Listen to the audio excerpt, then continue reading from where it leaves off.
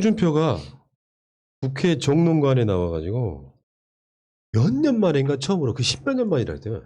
나와가지고 나 국민의힘으로 돌아갈래 하고 복당을 선언했습니다. 네. 김종인이 있는 한은 절대 안 된다는 걸 자기도 알고 있었나 봐요. 김종인 나가자마자 바로 신청하는 거 보니까. 근데 되게 재밌더라고. 홍준표가 돌아오면 도로 자유한국당 이미지가 커져서 안 된다라고 주장하는 초선그룹이 있고, 중진들은 또 홍준표 들어와야 돼. 야, 초선 니들이 정치를 뭘 알아.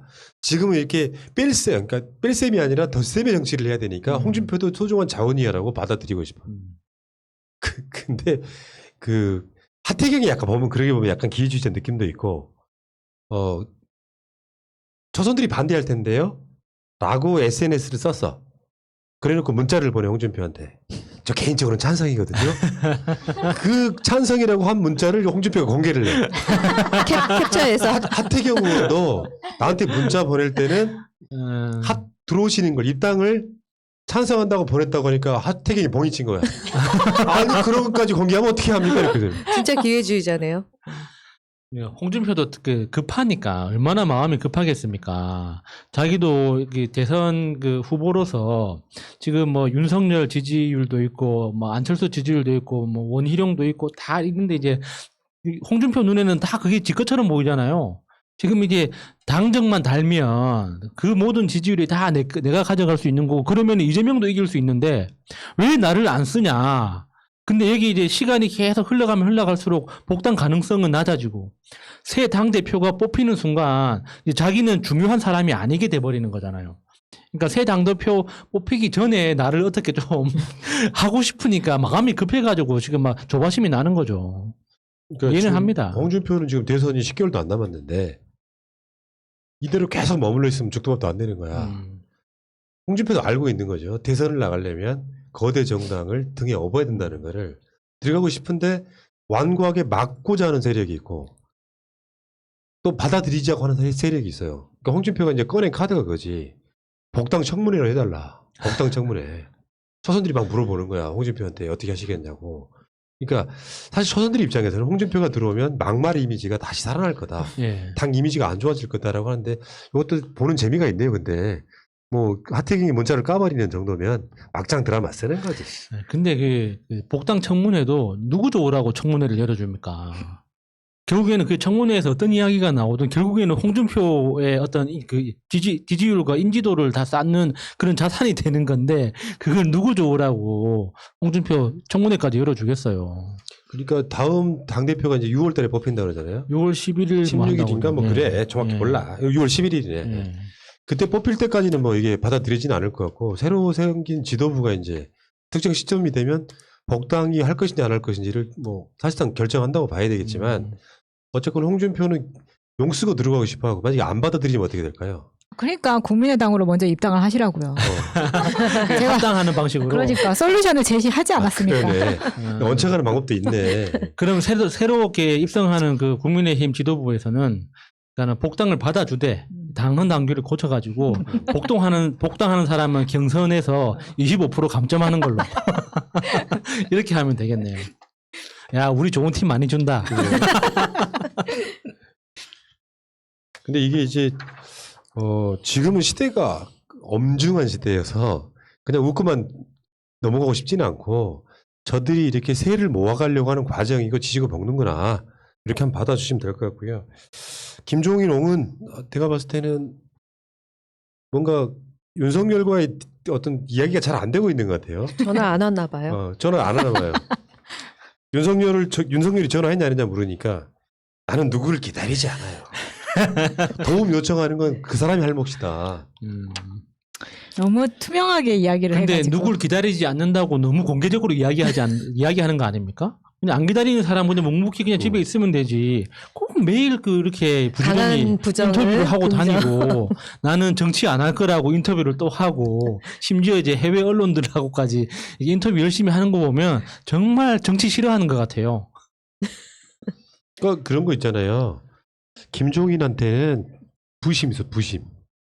본인은 착각일 수 있는데 내가 민주당 일당 만들어준 사람이고 내가 보궐선거 이기게 만든 사람이고 내가 박근혜 정권 맞는 사람이에요. 이 3대 부심이 있단 말이야. 이 부심이 있다 보니까 지금 김종인은 정치계 타노스가 된 거예요. 전지전능하신 분이 된 거야. 나를 거쳐가지 않으면 나 아무도 대선을 이길 수가 없다고 생각한 거예요. 이런 어떤 자부심이 마지막 결정적인 상황에 한번 망해봐야 됩니다, 이분은. 그래 망하려면은 건강해야 되니까 끝까지 건강하십시오. 근데 진짜 이게 이야기가 잘 안 됐다라는 거를 너무 눈치챌 수 있게 이야기를 했잖아요. 난 누굴 기다리지 않는다는 게 사실 전화 통화가 원활하게 되고 있고 이야기가 잘 되고 있으면 이런 식으로 이야기를 했겠냐고. 그래서 되게 어떻게 보면은 처음에는 김종인의 밀당이라고 생각했었는데 윤석열의 밀당인 것 같다는 생각이 들어요. 그래서 김종인은 계속 내가 널 대통령 만들어줄 수 있어 라고 이야기를 하지만 윤석열 주위에서 극구 말리고 있지 않나. 그러니까 윤석열이라는 이름 석자만 들어도 김종인이 나한테 묻지 마라. 지가 나의 가치를 알면 나한테 찾아오겠지. 사실은 지금 불확실성이 너무 크죠. 저쪽 당이. 그러니까 우리는 이제 우리가 나름대로 위기의식을 갖는 건 좋은데 저쪽의 불확실성이 너무 커요. 윤석열이 나올지 안 나올지도 사실 모르는 거예요. 언론이 계속 펌프질 하는 거지. 그리고 나머지 주자들은 지지율이 미미하고 물론 대선에 본선 가면 이 양자 대결 구도에서는 만만치 않은 선거가 돼요. 누가 나오더라도. 그렇지만 이제 일단 한풀 꺾이는 상태가 되겠죠. 윤석열이 안 나오게 되면. 그러니까 윤석열만 목매달고 있는 거죠. 엄청 불안한 거 이게. 이 리스크라는 건 어떻게 불안한 거냐면 만약에 윤석열이 검증 과정에서 뭐 부인, 김건희 건이나 장모 건이나 윤석열의 건이 좀 큰 게 터져가지고 윤석열이 대중으로부터 막 버림받아가지고 지지율 빠지는 것도 순간이잖아요. 예. 윤석열은 검증된 적이 없기 때문에 윤석열이 문재인 정부 흔들 때는 좋았던 사람들이 나중에 윤석열이 검증에 뭐가 있는데 이명박근혜 수사까지 포함되어 있잖아요. 굉장히 리스크가 큰 사람이야. 그 윤석열이 좌절했을 때 그 다음 누구를 세우는지 뭐 일설이는 오세훈, 일설이는 뭐 최재형까지 나온다고 하는데 이렇게 리스크가 큰 세력 입장에서는 불안할 수밖에 없고 김종인 같은 타노스급이 있을 때 심지어 안전을 걷는 거예요. 아 그래도 뭐 김종인이 뭔가 이렇게 뭔가 만들어가지고 대선 만들어줄 것 같은 그 알티폰 같은 거를 지금 김종인이 막 즐기고 있는 시기예요. 그러니까 언론사들이 김종인 옹을 막 불러다가 인터뷰를 합니다. 다음 대선 어떻게 될 것 같으세요? 그러니까 나는 정권 교체할 가능성이 70% 있다고 봐요. 이지를 하고 자빠진 건데 아주 큰 패착이라고 보고요. 네. 저쪽이 화력을 집중해야 될 곳은 사실은 이재명이라고 봅니다. 지지율 자체가 워낙에 탄탄하게 가고 있기 때문에 이 지지율은 크게 안 빠져 절대. 근데 그 나경원이 지적한 지점이 있죠. 그러니까 김종인이 뭐 정권 교체 가능성을 70%로 본다고 하는데 나경원이 보기에는 이재명 지사가 그 정권 교체처럼 보인다. 그래서 위험하다. 이렇게 이야기를 하잖아요. 그러니까 김종인이 말도 좀 맞아치면 좋겠네요. 정권 교체하는 효과가 있다니까. 나경원이 보기에는. 그러니까 그 지점 때문에 이재명 포지션이 굉장히 지금 민주당 지지자 입장에서는 고마운 포지션이 됐다고. 저쪽으로 갈 표가 이재명한테 남아 있어서 그 NBS 여론조사 같은 거 보면 이재명 지사가 계속 1등을 달리고 있는 이유가 10대, 20대, 30대, 40대, 50대까지 꽉 잡고 있잖아요. 예. 그것도 한번 봐야 되고. 자, 어쨌건 국민의힘이 지금 용을 쓰고 있긴 합니다. 뭐 어떻게든지 바꿔보려고 노력하는데 저는 이 체질은 어떤 노력을 해도 안 바뀔 거라고 생각해요. 못 바꿉니다. 이 꼰대성과 적폐성이 그냥 보궐선거 때문에 대단히 뭔가 뭐 혁신한 느낌을 줬지만 오히려 역설로 보궐선거를 이겼기 때문에 혁신을 못한다고 보는. 지금 분위기는 그거잖아요. 민주당 지지자들은 보궐선거를 완패를 냈기 때문에 정권교체 당할 거라고 생각하는 위기감이 있는데 진 쪽은요. 아니 이긴 쪽은 자신들이 이겼기 때문에 혁신의 요구가 줄어들어요. 우리는 문제 없어처럼 착시 현상을 보이는 거라고. 그렇다 보면 국민의힘 쪽에서는 혁신이라는 느낌 안 준 상태로 그냥 갈 거 아니에요. 그나마 혁신 느낌 주는 게 김웅이나 이준석 같은 애들이 유력 주자로 올라오는 거를 제외하고는 어떤 시스템을 바꾸겠다는 이런 게 없잖아요. 이게 저는 국민의힘을 결국은 망하게 하는 요소로 작동할 거라고 보는.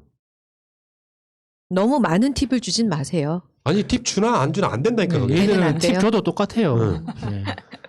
왜냐하면 거기는 어떤 느낌이냐면은 기본적으로 정권을 오래 잡고 싶어하는 권력을 오래 잡고 싶어하는 내각제 요소로 중진들이 오래 해먹는 구조. 그래서 계속해서 선거 때마다 영남의 그 정치 지망생들을 많이 집어넣는 걸로 물갈이를 해왔지만 그 핵심 구조에 있는 그런 중진급들이 누리고 있는 이 권력을 절대 놓치고 싶어 하지 않거든요. 그렇다 보면 결국에는 나경원이든 뭐 주호영이든 누구든 당대표가 될 거고, 주호영이 성격이 그런 사람이잖아요. 원내대표 끝날 때 봤잖아. 뭐 우리가 영남남이냐, 뭐 우리가 무슨 못하겠냐, 이렇게. 그런 사람은 절대 방 못 고쳐내고 그 10개월 사이에 그런 것들이 혁신이 안 된 상태로 또 한 번 여러 가지 노출될 거라고 보는 거죠. 그러니까 국민의힘은 근본적으로 그러니까 정치를 하는 목적 자체가 정치를 하는 게 목적이에요. 그러니까 민주당이 근본적으로 다른 지점이 거기 있는 거죠. 민주당에서 정치를 하는 사람들은 내가 국회의원이 돼서 내가 시의원이 돼서 이걸 하겠다 하는 어떤 자기가 만들고 싶은 세상에 대한 그림이 있는 거예요.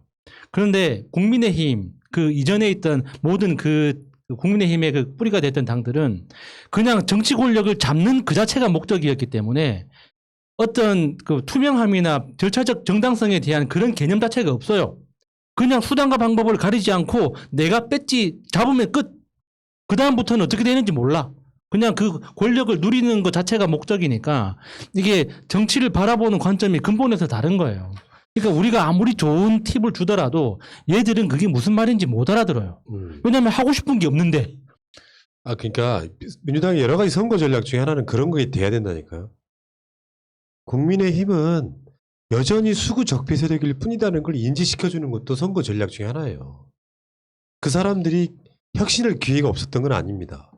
김종인이 들어와서 기본소득 찬성, 5.18 가서 무릎 꿇고 하는 것들이 다 완벽한 혁신으로서 민주당보다 더 진보적인 아젠다를 던짐으로써 바뀔 수 있는 건데 그게 불가능한 정당이라는 게 증빙됐잖아요. 그러니까 김종인이 빈정상해가지고 에이 난 여기까지만 할래. 그럼 나가자마자 아사리판 정당이라고 욕을 퍼붓는 이유가 그런 이유 때문이거든요. 그러니까 국민들이 국민의힘이 잘했다라고 생각해서 찍었다고 한 사람들은 어떤 여론조사에서 3%가 안 나왔으니까 이걸 잘 이용하는 것도 중요한 부분 중 하나가 된 거죠. 조경태가 한 말 있어요. 조경태도 지금 당대표 경선에 출마를 선언해 놓은 그렇죠. 상태잖아요. 판검사가 당대표 한다? 우리 당이 로펌 정당이냐. 지금 김기현이 판사 출신이잖아. 예. 유력한 주자 중에 나경원이나 주호영 둘 다 판사 출신이잖아요. 왜 판검사가 당대표하고 원내대표 하냐. 우리가 로펌 출신이냐. 아주 훌륭한 지적을 해주셨어요. 그렇죠. 근데 그 살짝 이렇게 좀 진실을 가리고 있는 그런 인터뷰도 있더라고요. 조경태가 이제 당대표 출마하고 인터뷰하면서 자기는 아직도 운동화 신고 다니는 젊은 정치인이다. 이렇게 이야기를 하는데 조경태 의원을 굉장히 가까이에서 몇 년을 봤기 때문에 운동화를 신는 건 무릎이 안 좋아서 운동화를 신고 있다는 걸 제가 잘 알거든요. 허리인 줄 알았네. 네, 허리도 안 좋고 무릎도 안 좋아가지고 그러니까 속으로는 구두를 신고 싶은데 구두를 신으면 너무 아프니까 어쩔 수 없이 운동화를 신지만 그 결과적으로는 젊어 보이니까 서로 좋은 거겠죠. 근데 그걸 이제 젊은 이미지하고 연결시키는 건 좀 너무 그렇지. 무리수가 아닌가 싶어요. 운동화를 신었다고 20대 청년의 혁신을 품고 있다고 할 수는 없죠. 이게 재밌는 게 조경태는 정치를 일찍 시작해가지고요. 68년생인가 그래요. 지금 5선이야. 엄청 많다. 근데 김웅도 50대가 됐어. 김웅은 초선인데 나는 50대 정치인인데 왜 김웅한테만 젊은 정치인이라고 찬사를 보내냐 이 이야기를 하고 있더라고. 맞는 말인데? 인정하기 싫은데 그리고 은근히 맞네. 김웅이 훨씬 그냥 나이 몰랐었는데 네. 어려 보이는 게 있는 것 같아요. 김웅은 헤어스타일이. 근데 이제 그 조경태 의원은 그 민주당 시절에 그 민주당에서 모든 선거에 다 출마했거든요. 원내대표, 당대표, 최고위원, 원내대표, 당대표, 최고위원, 대통령 선거 있으면 대통령 선거 나가고 모든 선거를 다 나가는 과정에서 무리수 크게 하나 던졌죠. 누드 포스터. 그 사람이구나. 예, 투명하게 하겠습니다. 하는 의미로. 예, 그건 국민의힘당스러운데. 가슴기로 이제 젖꼭지 가리고 이렇게 했던 그 포스터 유명하죠. 그 국민의 짐이 김웅이나 이준석이 당대표 할 수도 있으면 내가 전에도 말씀드렸잖아. 그 자체로 혁신의 이미지를 갖는 거고 그걸 못하면 다시 꼰대당으로 돌아갈 겁니다. 그러니까 국민의 짐 지지층 일부에서는 이준석이나 김문 같은 전혀 생각지도 못했던 세력이 당대표를 해야 된다고 보는데 제 예상은 막상 이게 이제 여론조사 비중의 차이가 있거든요. 일반 국민 여론조사에서는 그런 혁신을 바란다고 생각하는 사람들이 많지만 당 내부적인 당원들 여론조사를 하면 머리에 피도 안 마른 것들이 그렇죠. 정치인들이 뭘 한다고 하는 당원이 많으면 결국엔 그 사람들이 당대표를 못하는 거고 이준석하고 김웅은 필연적으로 단일화를 할 거예요. 그래야지 자기 힘이 커지니까 그럴 수밖에 없겠지만 이게 그 국민의 힘이 가지고 있는 당내 문화라는 게 있잖아요. 그러니까 당 대표가 됐으면 그 당 대표가 동원할 수 있는 자기 조직이 있지 않고서는 그 당직자들을 움직이는 게 힘들어요. 실제로 그 당직자들이 그 당 대표에 대한 약간의 존경심, 그러니까 1%의 존경심이라도 있어야지 자기가 맡은 역할을 제대로 수행하고, 그러니까 김종인이 보여줬던 정도의 리더십이라도 보여줄 수 있는데, 김웅이나 이준석이 이제 그 자리에 가게 되면 당직자들이 완전히 그냥 돌아설 수밖에 없죠.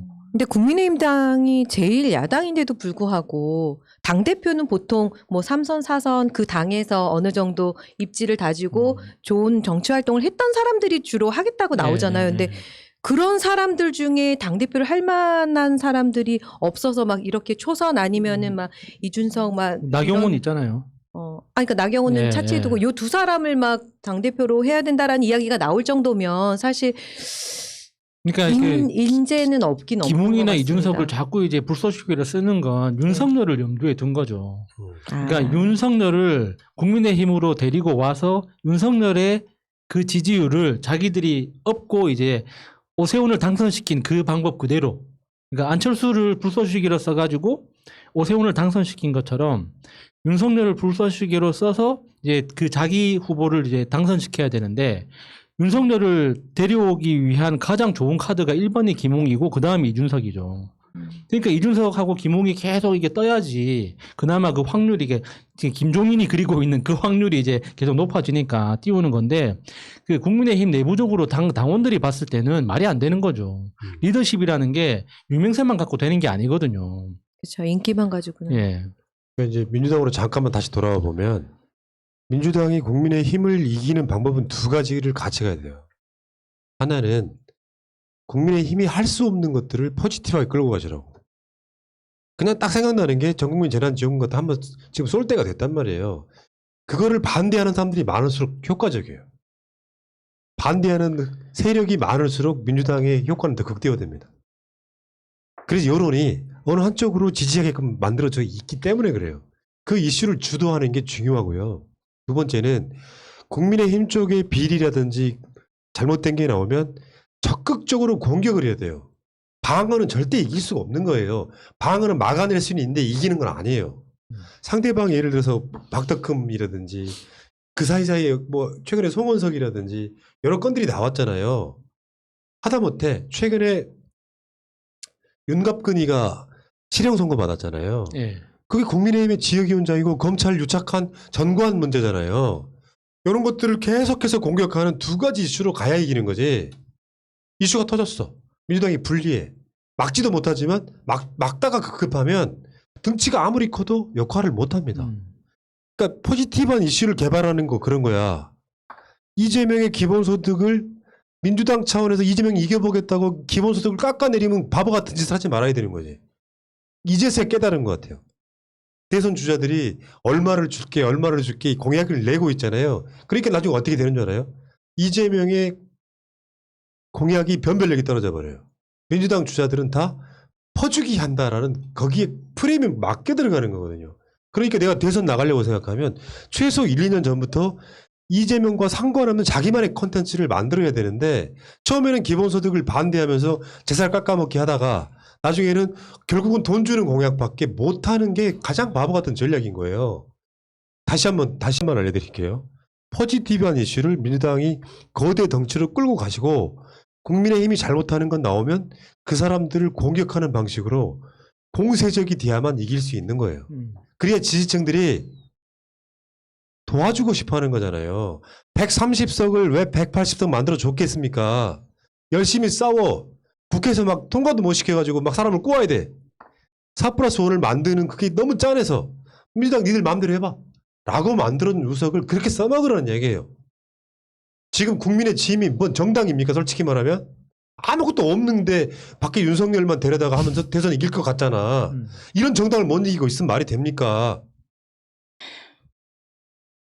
근데 중간에 끼어들어가지고 뭐 장관 후보자는 낙마시켜야 된다는 국회의원 에라이 멍청한 것들아. 정치를 니들이 아니? 그러니까 용병을 뽑아놨더니 선비질을 하고 있으니 답답할 따름입니다. 자, 오늘 방송은 여기서 마치도록 합시다. 아직도 좋아요, 구독 안 하신 분들 오늘 알람이 안 떴기 때문에 실방 시청자가 꽤 적긴 했습니다만 폭망했네요. 괜찮아요. 여러분들이 좋아요나 구독을 많이 눌러주시면 많은 분들이 더 보시게 되겠죠. 짤로 고맙습니다. 많이 봐주세요.